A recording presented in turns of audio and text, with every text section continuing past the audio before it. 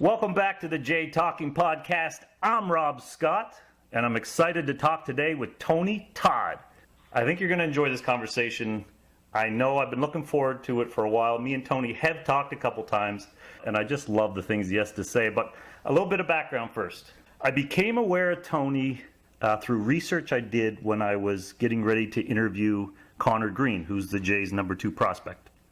And I was intrigued when Connor spoke so glowingly about Tony because Tony had helped him get in front of scouts and ultimately get drafted. And that was really interesting to me because I love that life of, I didn't know what Tony was. I thought, well, is he a scout? Is he an agent? What is his role? And that fascinated me. So I dug a little bit deeper, and the deeper I dug, the more fascinated I became because he was more than a baseball player. He was this multi-talented, multi-dimensional human being. He wasn't just an assistant coach at Santa Monica High.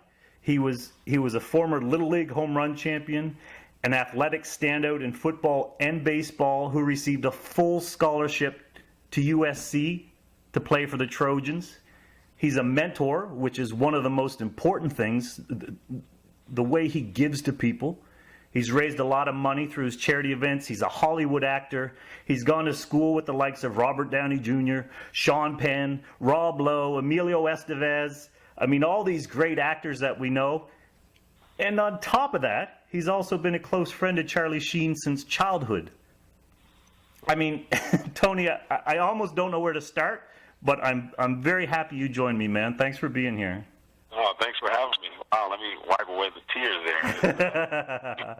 When you brought up the situation about full scholarship to USC, that was on the table. But going into my senior year, I had a very tragic injury that prevented that from happening. So I had to go to, there's only one school, but I just had to go to a different university. So the U.S. because of the injury. Pardon me? So to be a Trojan, how far back in your childhood does that dream go? Oh, I've been since birth. Really? I've always been a USC Trojan football fan, and my mom used to drop me off at the games, and I would just stay there and just dream about maybe one day, playing in the LA Coliseum on Saturdays. But, my senior year, that dream was deflated, and, had to move on with my life. So, other things happen. I did some digging, and I found something that I'm gonna call it a remarkable document, considering what you're telling me right now. So let's take people back. So you want to be a Trojan all your life, since you were a little child, in both baseball and football, or was there one specific? No, I've always played my entire life. I've always played football, baseball, and basketball. And I found this letter from the Trojans, dated August 18th, 1981, to an Antonio Todd. Yes, I dug deep. And I just want to read you a section of it, and then I want to combine this with the injury. So this is when you graduated in 82, right, from high school? So this would have been going into my senior year that August. Okay. That would have been, All right, so let me just read this to my listeners. I want to take this opportunity to commend you on your exceptional athletic abilities as well as your outstanding performance in the classroom. Your character, along with your God-given abilities, have made you a standout above your peers.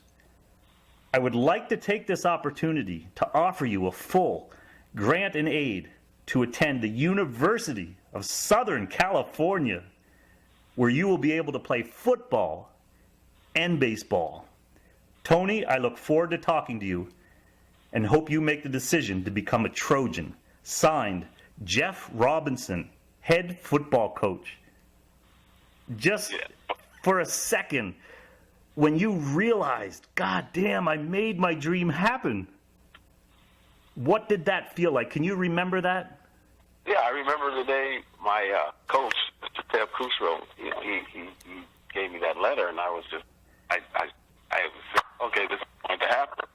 And you know, my senior year comes along, and you know everything's going great. And then the second game of the season, I end up breaking my ankle in 2 places, and next thing you know, I have a full body cast, and my senior year is completely shattered. But I believe everything in life happens for a reason. But when you're a 17-year-old kid, that's the last thing I'm thinking. Everything happens because I worked so hard and competed with some of the best athletes in Santa Monica, earned this position, and it was just taken away. And how long did it take you to process that? In a year, 2 years, months? Probably longer. I mean, it's not a day that goes by that I think about it still as an adult, as a grown man. You wonder how your life would have been different if my senior year was completed. But I've always been someone who never looked back on the past. All I want to do is look forward because, there's nothing I can do about it or could have done about it at the time. So I just look forward to just like making it better after that.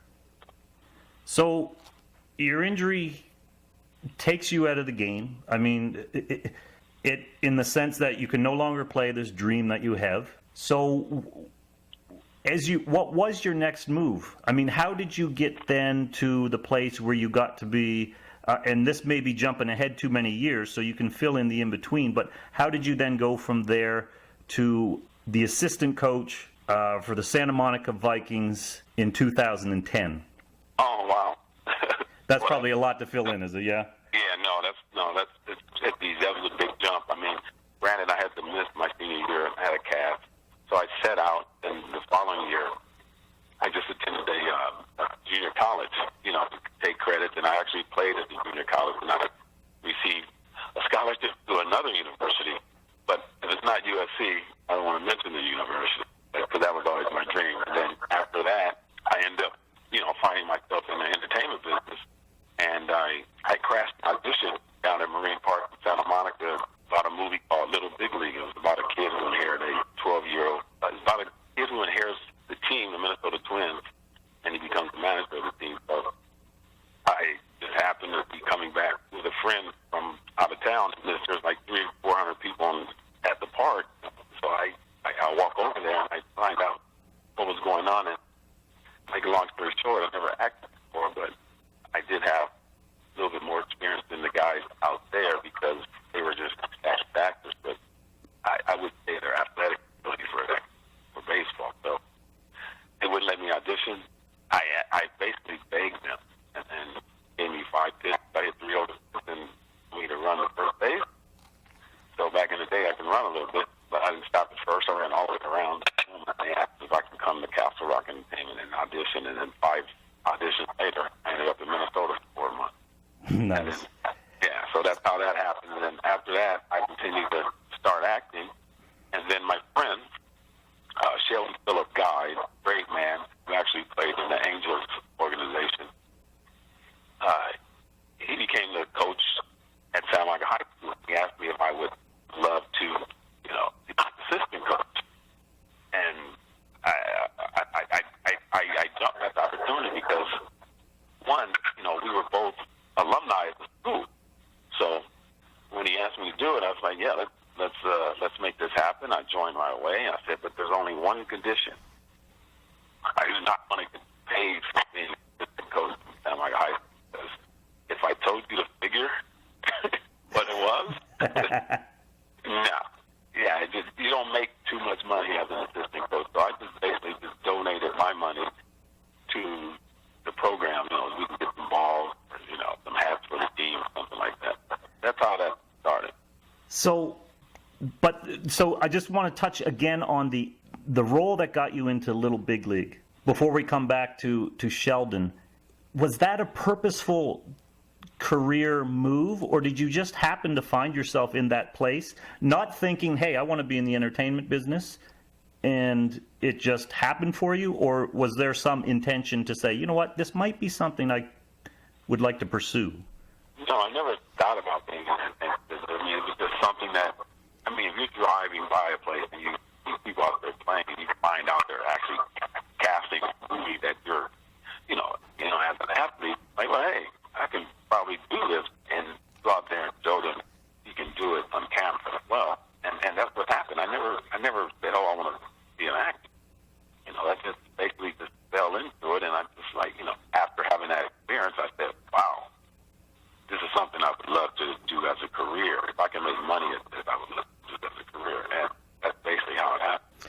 So now we find ourselves as an assistant coach under Sheldon. You guys together, I assume, build a very strong program. And what's particularly interesting to my listeners is a couple players that came through your system, Alonzo Gonzalez and Connor Greene. I just want to start with Alonzo, if you don't mind. So he's a big kid, 6'5".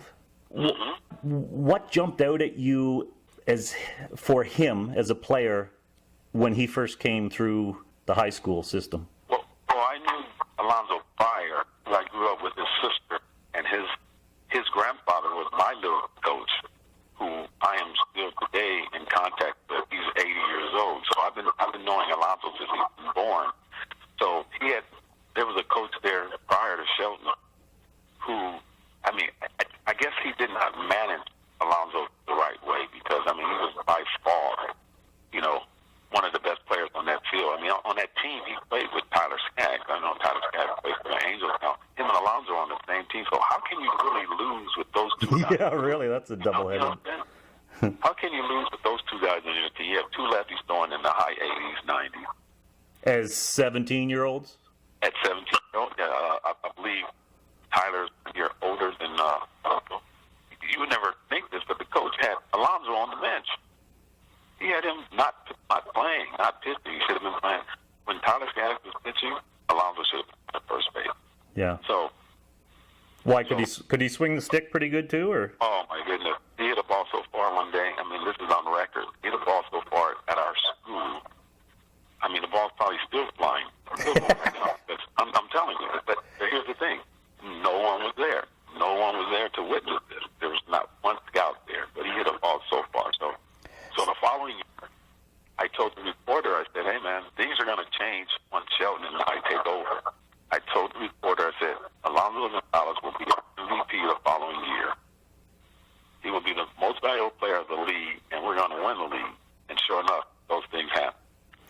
I have this set out in a certain way, but things you say make me want to keep jumping back. Your obvious skills as a baseball man, teaching baseball, the fundamentals, blah, blah, blah, all that stuff. Did you coach before, or did you just, I know you were a good player. You just taught what you knew, or did you, No, I talk from past players because I had some of the greatest coaches ever. John Evans, Pat McPherson, George Buckman, Bill Brock. These guys, they taught me how to play the game the right way and fair. So I took what they gave me, and basically I just passed it forward. Nice. I just paid it forward to the next generation because it was not always just being a great athlete and what you can do on the field. These guys were, they were molding us until being, great human beings. Yeah. And that was the purpose, just being great man off the field. Yeah. All right, so let's jump back to Alonzo. So he's in high A ball now in Dunedin. Mm-hmm. His numbers this year, he's 2-4, nice ERA, 2.83, but the whip's a little high, 1.54. He's got 24 walks in 35 innings. When I look back on the notes that I read of him through high school and whatnot, you had mentioned, I believe it was you who had mentioned that you thought his control was a confidence thing. Do you still see that? When you just look at the numbers, I don't know how much contact you have with him. The 24 walks in 35 innings is, obviously that's a problem, but what does that stem from? Is that mechanics, or what is that? I think that, in sports, once you start thinking, that's when I think you get in trouble. But, he's that guy, if given the opportunity. I'm telling you, him and Connor Greene, they can play professional baseball at the highest level. Yeah. But they have to believe it themselves. Well, he's holding hitters to a 240 batting average, so he's obviously tough to hit. Mm-hmm. So hopefully, it's just the control issue, I guess, and then he's on his way. All right, so then we got Connor Greene, the number 2 Blue Jays prospect. He was drafted 7th overall. Mm-hmm. The 4 people ahead of him, not ahead of him, excuse me, Anthony Alford, drafted in the 3rd round. That's the Jays' number 1 prospect, but he should have been a first rounder. I think he had signability issues because he committed to football. Then you have Connor, 7th rounder. Then you have Sean Reed Foley, 2nd rounder. Then you have John Harris, 1st rounder. Right. And then Vladdy's son, who was an international signing. So him signing in the 7th round, but now becoming the number 2 prospect in the Jays system. Did you see that inside of him? Oh, most definitely. I mean, this guy, I'm telling you, this guy's a freak athlete. This guy could play. He could start at our high school football, baseball, or basketball. And the other thing is, people don't know how fast I is. I mean, seriously, I witnessed him running 6'5", 6'8". That's unheard of. Yeah, that's crazy. For a big man, too. For a pitcher and tall guy. I mean, and I guarantee you, once he makes to Toronto Blue Jays, big league team, he will be by far the best athlete on the team, because here's the reason. I don't know how many athletes can throw, throw a baseball, throw a football, dunk a basketball, and also perform gymnastics. You know what I call that? That's just great DNA. Yeah. I mean, that's just great DNA there. Well, it was funny talking to him, and how it was funny how his dad and him, along with his brother as well, approached their careers, because it was so businesslike. Like, we know you guys are going to be good athletes. Let's go down that road. It was so interesting that his genetics were so good that they took that route. Right. I don't know if you've spoken with his dad, but you should see his dad. His dad's a personal trainer. I mean, it's like, his dad a few months ago sent me photos of him when he was younger. I mean, his body was just sick. Are you serious? Yeah. Pardon me? Are you serious? How old is he? Around? I would say, I don't know exact how old Johnny is, but I would say probably 60 years old, 50, 55, somewhere around there. But, I mean, I'm telling you, he's still in great physical shape. But he pushed on. He worked him hard. Yeah. This guy had a plan. He was also a coach himself. You know. And you make an important point, because you can being athletic is one thing. Like, I'm an artist, and I know that I'm a good artist. But what I learned very early on was that that's not enough. You have to have something else. You have to have a drive to succeed. So Connor clearly, above the athletics, has something mental that aids him in. I mean, he's 21 years old. He's in high A ball. He just threw 6 no-hit innings. Mm-hmm. He's having one of the best seasons. He's gonna jump to Double A pretty soon. I could only imagine. I don't know why he wouldn't. He'll be in the majors probably at the worst. What would you say, 23? 23. Yeah. I'm planning to be in the majors this year. Are you serious? Wow, that would be something. Why wait? Why wait? Why wait? Well, see, here's the thing. But here's the thing about Connor. Connor has no fear of failure. I mean, if I told Connor, hey, tomorrow, Connor, you're facing Reggie Jackson, Hank Aaron, Ozzie Smith, he's like, okay, what time? That's Connor. That's Connor. And he has fun. He has fun. If you, I don't know if you've ever watched him hit the mound. Look at his demeanor. Look how much fun he's having. yeah. You know, I mean, this guy has no fear of failure at all. So if you were to say, okay, Connor, here is a couple things you need to tighten up. Okay, so we know he's good, and this isn't to slang him. It's just to point out, what would those things be? I mean, he can touch 96. Mm-hmm. He throws consistently 92 to 94. Are his secondary pitches strong? I think so. I know he established a changeup last year, and now he's working on a slider. I'm all about, if I'm their number 2 prospect, and I'm 21 years old, throw him in the fire, man. Throw him in the fire. Let's see if he can handle it. And I guarantee you he will be able to handle it. Guaranteed. Because you know why? Because he does not put too much pressure on himself.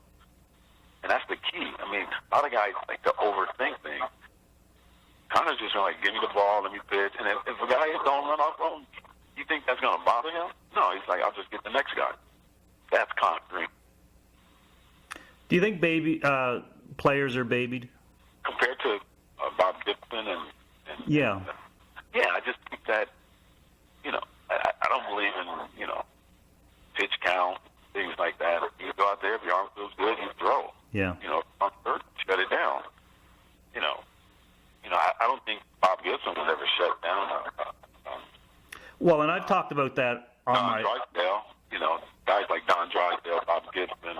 How many complete games did Don Drysdale have? 100 plus, 140 probably? Oh, it was incredible what they did back in the day. Oh, of course. 25 complete games a season, 20 complete games a season. Yeah, but here's the thing. Just think what they would be worth now. Yeah. How much money they would be worth. Not pitching 5 innings and you get the win. I mean, pitching 9 innings, coming back 3 days later, 2 days later, and throw another 9 innings. Well, I've talked a few times about the Blue Jays now. John Gibbons has said that he's going to put Aaron Sanchez back in the bullpen. And I'm like, Why? Yeah, I don't understand. He's a 23-year-old kid. He's like 6'3", 6'4", 220-some pounds. He's a strong, young kid. Why can he not reach 200 innings? I don't understand that. And a good thing, he's from California. So let him out there. He's and then you take the confidence away there as well. You know what I'm saying? Yeah. You got to build these guys up. Let them know that, you're the man. You are the man. And then they're going to feel that way. Once they know that, other people believe in them, they're going to believe it as well. So have you ever schooled Connor, and then you guys ever play any pickup games or anything? Oh, man. Yeah, you try to once challenge me in basketball. Not a good idea. I'm not a great basketball player by all means. But, I'm just old school. We played hard. Yeah. Challenged each other. So we played. I don't want to. He knows the result. He knows what happened. But I wish I could go baseball like him. I can't go baseball like him. Yeah. Yeah. Well, he's a good kid, and I'm a huge fan. And when that day comes, I don't care where I am. I'm getting the first ticket, and I'm flying right to the game. Nice, man. Big league. What boxes do you tick off when you're evaluating a player to say, hey, can this guy reach the majors? Does he have potential to do that? But the guy can run, he can hit, he can throw. You got, one of those good things. Give me one great quality. If I see a guy running a 6'3", 60, I'll just figure out, like, hey, man. But is there something as well beyond athletics that you look for in terms of a makeup? Yeah, being a good person. Yeah. You can be a great athlete, but if you don't know how to conduct yourself side of the ball field, then you're, it's not going to happen for you. That's what I believe in. I mean, you got to conduct yourself the same way you do on that field off the field. But that all starts with, home training as well. Yeah. A lot of kids don't get that. Yeah. So the athletic program, the baseball program right now, from what I understand, at Samo, I'm trying to say it right, Samo High. Samo High. Monica High School, yeah. It appears to be in disarray. I'll put it that way. From what I read, Disarray. You mean nice? Well, I mean, I look at the records of Sheldon, and then Kurt Schwangel, and I think these guys what were these guys fired for? They were doing their jobs. They built a great program, a great baseball program. I mean, we live in the world of entitlement nowadays. When we were coming up, we did not have that. First of all, you start off with Sheldon, those guys. Like I said, great man. He left an unbelievable job at BMW to come coach at his alumni. His alumni at Santa Monica High School. He becomes coach of the year his first year, coach of the year his second year. And you fire the guy because you say, oh, we want a teacher coaching. We want a teacher coaching the team. Someone in the district. But those are all excuses because he was never got fired if the parents weren't. It's all about the parents now complaining about their kids' rights to play. I mean, it's not Little League. Yeah. not Little League. You pick the best guys, put them out there. Yep. Play those guys. You know, everyone's not going. You don't. You're not going to have Connor Greene, Tyler Skaggs, Alonzo Gonzalez walk through that gate every year. You know what I'm saying? Yeah. But what's wrong with being a part of a team? You know what I'm saying? Say, hey, we're winners. That's what it's all about. It's all about winning the game and being a part of something that's successful. It seems like as a society we've become so much about pleasing, making sure everybody's happy, but for some of us, winning is what makes you happy. Those competitive players that get to the major leagues want to win. That is what drives them. Mm-hmm. So, I mean, you can't take that away from them. Yeah, but because they have the talent. Every guy does not have that kind of talent to make it to the major league. So you work with what you have. You know, you fit in. I mean, every guy is not going to throw 90 miles an hour, 85 miles an hour. So just be a part of, you know, I had a guy once when I was coaching there. He's trying to tell me that his son should be the number 2 pitcher on our team. I mean, his work ethic was like a 5-year-old, you know? Yeah. So what I did was I invited the guy's dad to come. And, you know, I believe in being in condition to play baseball. In any sport, you have to be in condition. So what I would do is before practice, we just have guys run 2 laps around the diamond for practice start. That's nothing. It's just a warm-up. And this guy wants to be a pitcher. And why, when we finish, is the whole team waiting on this kid to come, you know, to finish his 2 laps? Sit him down. There you go. That's my point. That's my point. So, I mean, just to finish with that topic, I mean, as a person who loves baseball and more importantly loves helping the kids, that's got to hurt your heart a little bit. I mean, did you leave because of that? No, I left because after Kurt Swingle, I mean, we went 28-4, best record in school history. School history. A parent was complaining that his kid was not playing to the principal of the school, who I found out later that they've been best friends for the past 15 years, 20 years. The new coach, Lauren Craig, he received his job, and here's the thing: he never had to go through the due process to get the job. They fired Swingle after 28-4 record,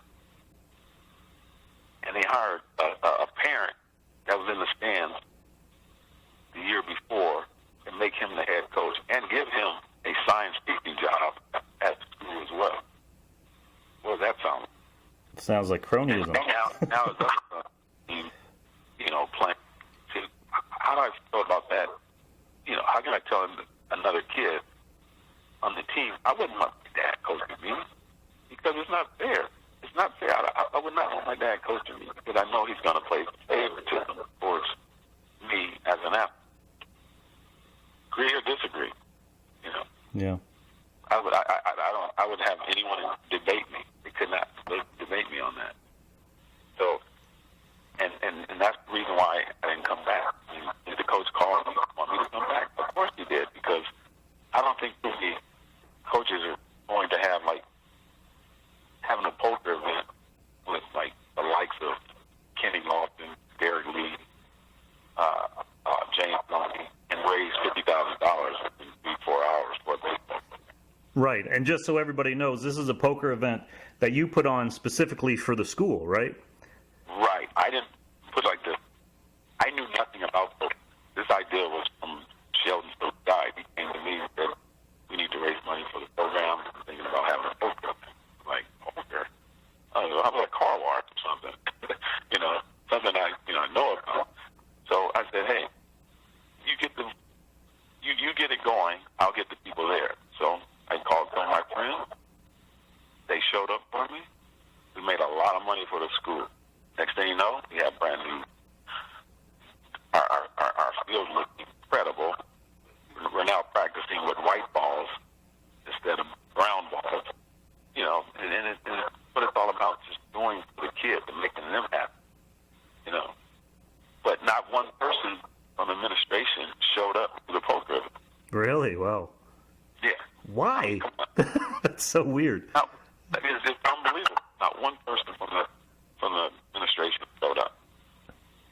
Yeah, that's a and slap. This is bringing us $50,000 within a few hours. Yeah, that sounds like a slap to the face. Yeah, exactly. All right. Well, let's move on from that because you didn't get back into acting. You've still been doing acting the whole time, but I do want to talk about your acting career a little bit. All right. This is so you mentioned Little Big League. Mm-hmm. You were second baseman Mickey Scales. Yeah. This was with Timothy Busfield. I wasn't able to watch the whole movie, but I saw many clips from it, and you were good. You know what I loved about this movie? Because I love baseball movies, and the diving, the swings, a lot of these guys looked like real baseball players. Well, the bottom line is that was what they told each agent before the guys came down. If you go through the list, all these guys did play. Like you had the third baseman played, the shortstop played professional.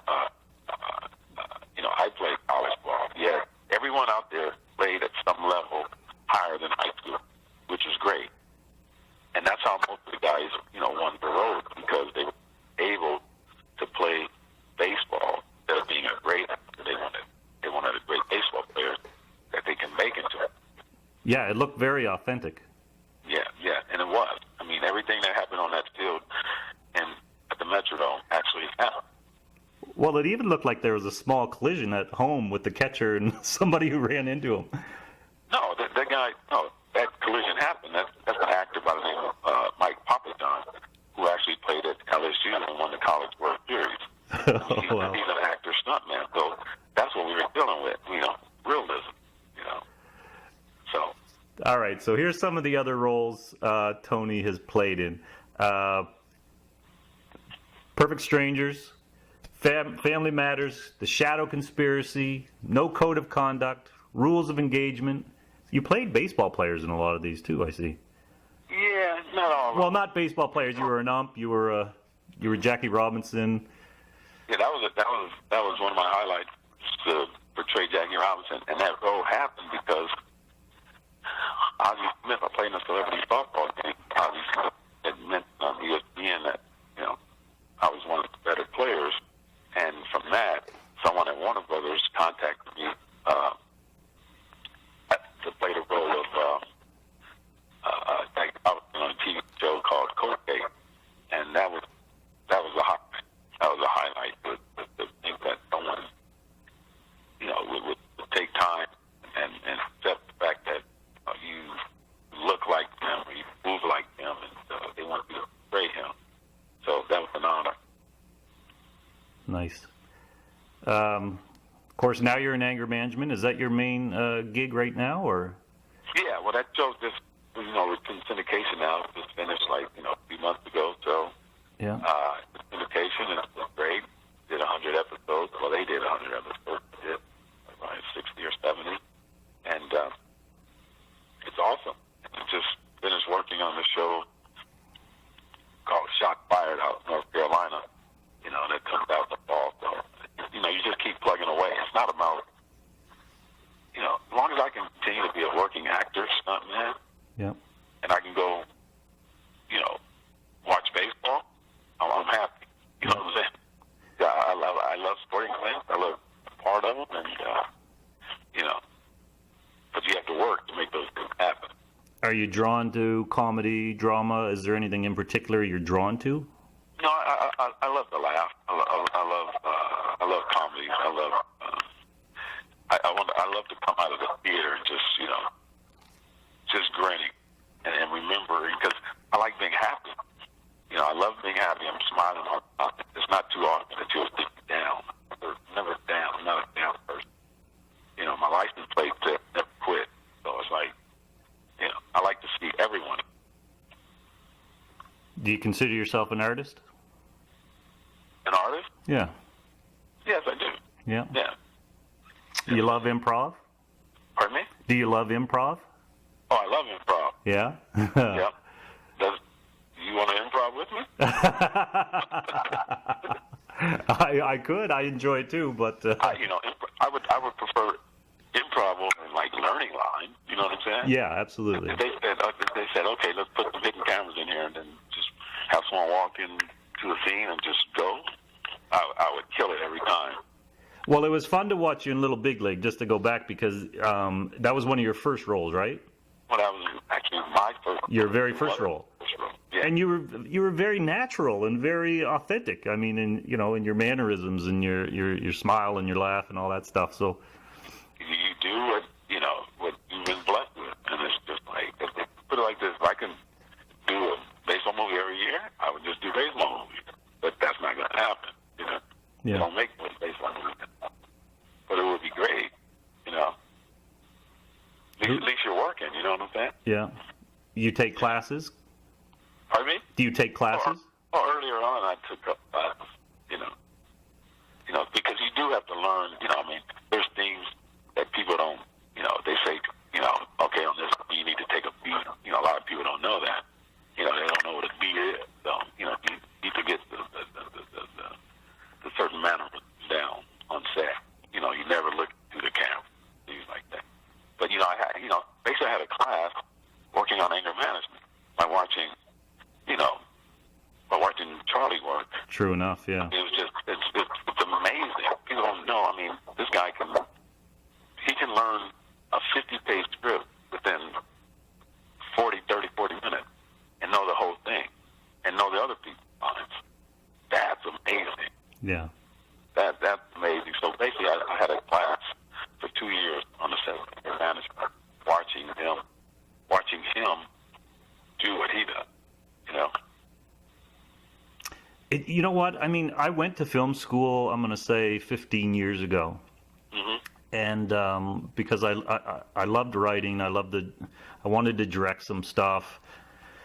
And I always thought I'd liked acting, but I didn't feel I was very good at it. And what I learned was, just from doing stuff like this, is a lot of it is learning to listen. Would you agree with that? Or you have to listen, but you have to have the confidence as well. You say, "Oh, I don't think." Anytime you say, "I don't think," you're already defeated. If you say, "I don't think," "I can't," those are the things that's going to happen. But if you just change those words around, for instance, like I always told Connor's dad, if you ever talked to him, I said, "Hey, everything is going to be okay. Everything's going to work out for the best." But you have to believe it. If you don't believe in yourself, who's going to believe in you? Right or wrong? Yeah, no, absolutely. You can direct, you can do whatever you want in this world, but you have to want to do it. You can still direct right now. I think, learning to deal with fear is probably the biggest obstacle. Only fear I have fear of heights, I have fear of guns. That's it. Nothing else scares me. And this is coming from a guy who used to be very shy. Yeah. This is coming from a guy who could not eat in front of people. When I was in junior high school. Couldn't eat? No, I never had a fear of people looking at me. Yeah, yeah, no, I get it. Pardon me? No, I get it. Yeah. So. You probably didn't use the bathroom at school either, did you? No, I did not. Definitely had to do that. Being an athlete, you have to go to the restroom before practice, stuff like that. It's I'll ask because I ran into it so often when I was looking at stuff about you. Have you met the other Tony Todd? Actually, I have. I met him in Minnesota when we were filming Little Big League, and this guy's huge. He's 6'4". Yeah. I'm 5'11", 6 foot, and just a menacing guy, menacing voice. But he was just very nice. Very nice guy, and he has 10 years of it. So it's it is what it is. I go by in my credits. I go by Antonio Todd. Yeah. But he was a nice man. He was a nice guy. We had a great time talking in Minnesota. So now to combine everything as we come to an end here, you managed to find a back door into playing in the major leagues because I think it's so awesome. The Celebrity Legends game. Oh. You found out how to get how to play against the legends. And it's awesome that you did that, man, considering, the injury and how your dream was upset and all that stuff. Right. But that part of being an actor, you can live out those fantasies. I mean, if you do great work and then you start getting invited to things, I'm taking the field with Ozzie Smith, Dave Winsfield, Fred Lincoln.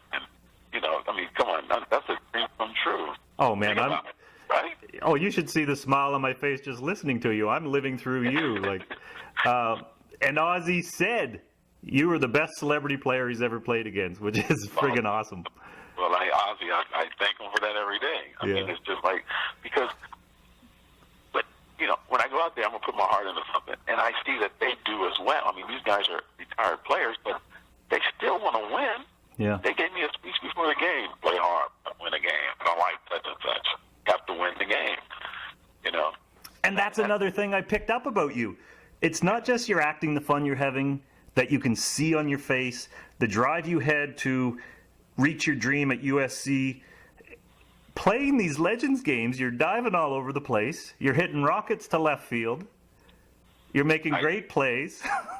I go hard all the time. Yeah, man. Go hard all the time. I love to compete. And like I said, I grew up with competing with, some of my friends I'm still friends with today. We would compete every single day in the neighborhood. Aaron Brown, Junior Thurman, Darren Willis, Lawrence Willis, Jeff Eason, Brian Thompson. We all competed against one another. Sometimes we would fight, but we're still friends once the game is over. Yeah. That's where you learn it from. You learn from, growing up. You have to compete, man. Nothing's going to be handed to you. Can you tell me a little bit about Charlie's love for baseball? Oh. Love for baseball? The guy's a fanatic of baseball. You can mention a name. He can give you the stats from rookie ball to his end of his major league career. So he's a stat guy. I love that. And I'm not that guy. I'm not a stat guy. And then for a guy to teach himself how to bat left-handed from being a right-handed hitter, not just bat left-handed, hitting bombs out of Dodger Stadium to driving the ball out of any field. He just loves the game. He loves the game, and he would give up his acting career to play one game in the major league. Tell people why he switched from right to left-handed. Oh, because he had a shoulder injury. And he could no longer swing the bat from that side. So taught himself to bat left-handed. Built a unbelievable batting cage at his house, and would just turn on the music, put the balls in, and swing away. And I would tell people to go online and look at Charlie taking some rips. He's got a pretty nice damn left-handed swing. Oh yeah, you just go to YouTube and put in Tony Todd on. You see that this guy can really swing the bat. But the cool thing is that we just recently, Charlie's real name, Carlos Estevez. So we've been following that one guy in the minor league named Carlos Estevez with the Colorado Rockies. So Charlie said, Tony, if the guy ever makes, he didn't say if he ever makes a big league. He said, when this guy makes a big league, I need to meet him. I'm like, all right, I can make that happen. So just maybe 2 weeks ago, they were in town, and it was the Colorado Rockies. And my friend Eric Young, he's the first base coach, so I called Eric to tell him, I said, hey, I have to put these two together. And he's like, oh, this kid's gonna love it. So I go to the game to pick the kid up through the game after they played the Dodgers. He's about 6'4", 6'5", just with braces. He had the biggest smile on his face when he found out that we were going over to Charlie. And it was just unbelievable. So that night, brought him back to the house and, had a great conversation and took him back to his hotel and, now they're friends. Now they're friends. Do you appreciate the power you have to be able to do that for somebody? Oh, because people did it for me. I just love to see I love to see the smile on their face. I love to see the things that Charlie does for you. It's just I mean, I've been around the world with this guy, and I'm so appreciative of, you know, the way he treats not just me, but just everyone around him, complete strangers. I mean, you go to a restaurant, the bill's $80. He's leaving, I don't know, $2,800. You know, because he wants everyone in the restaurant taken care of. I mean, you don't get people like that, man. I mean, there's things that, you know, people hear about them, but they don't know the real side. You know? Well, you're one of those people like that. I want to tell you something just before we go. One last story that I dug up, and I don't mean to embarrass you, but this is what this is the feeling I get about you, and what I appreciate about your personality. I heard this story of Alonzo Hernandez, who's a kid. You know, correct me if I get some of this wrong. He's a kid from Santa Monica High, or in that area, and Santa Monica High is, as I understand it, is mostly an upper middle class type of area, and he did not have that sort of upbringing, and he couldn't go to the prom because he couldn't afford it. And like I say, I don't mean to embarrass you, but you stepped in, you made this happen for this kid, and it's what I love talking to you about, man. It's your spirit's great. Wow, it's just, you know, things like that. Oh man, that's very touching. Got a little choked up there. Hold up. It's things like that that makes you, you know, really appreciate, you know, life as being a good person. And you don't do it for the accolades. And you know, I have the resources to make this kid, you know, dream come true for high school. You know, it's like, because his parents didn't have, you know, the financial ability at the time. I just said, hey, I can be that parent, you know, to this kid and give him something that he's always look back on, and maybe one day in life, because he's in college now, I think he's a senior, and he's going to do well in life because, you know, he's going to get a good job after he graduates. He's probably going to pay it forward to someone else because I did that for him, and it's just, and I do that because I see people doing that for me. I see Charlie doing that for millions of people. Same thing. And if I can help anyone in any way, you know, I just love putting people together and just watching that connection, and then you see that connection that it grows into a deeper friendship. And you know, because like I said, people help me. I mean, I don't think, you know, I had a coach named John Evans back in the day. He would take myself and my friend Aaron Brown to the park. You know, still to this day, like, I've never played catch with my dad. These are the guys I played catch with: John Evans, George Buckman, Matt McPherson. And you know, one day I will play catch with my dad, because he has to know that story. You know. So it's like, and that's why I love to just give back to people, because I don't like to see the struggle. I always love to see people, you know, living out a fantasy and going through life knowing that they can accomplish anything they want to in the world. Does your dad have to know that for himself, or do you have to tell him?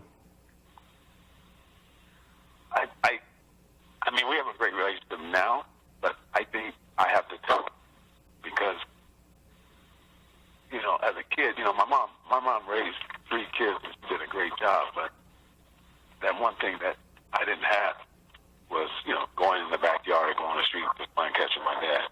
It was other dads like John Evans and Matt McPherson and George Buckman and, you know, guys like that, Phil Brock, you know.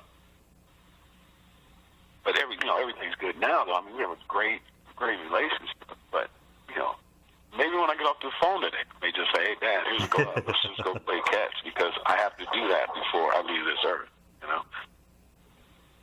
That'd be a great ending to this interview. Yep.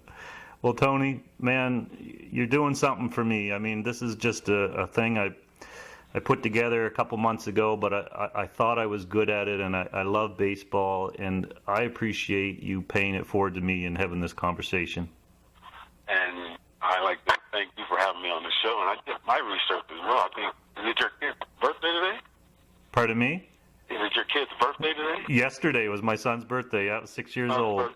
Yeah. Oh, I would like to wish him a happy birthday as well. And, in the near future, if there's anything I can do to help him, in any way, feel free to stay in contact. And, we have a life friend. You have a lifetime friend now. Thank you, man. I appreciate that, and I'm happy for it. And can I say one last thing? Certainly. Blue Jays, you need to get those two San Margaret kids up. Big leagues. For sure. For sure. So we can end it like that. Connor Greene and Alonzo Gonzalez.